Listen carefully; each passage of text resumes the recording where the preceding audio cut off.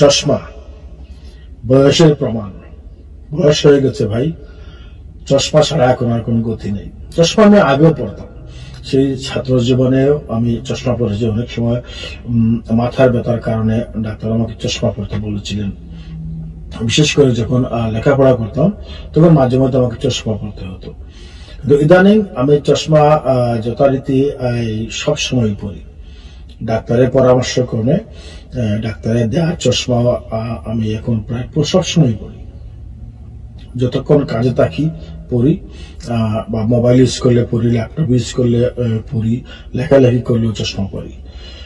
চশমা পড়তে হচ্ছে এখন, কারণ বয়সের ব্যাপারটা। বয়স আসলে এমন একটা বিষয় যেটা কোনোভাবেই আপনি লুকাতে পারবেন না। বয়স এমন একটা বিষয় যেটাকে আপনি কোনোভাবেই তার সেই ছাপ আপনি উতরে যেতে পারবেন না। বয়সের কাছে আপনাকে নতজানু হতেই হবে।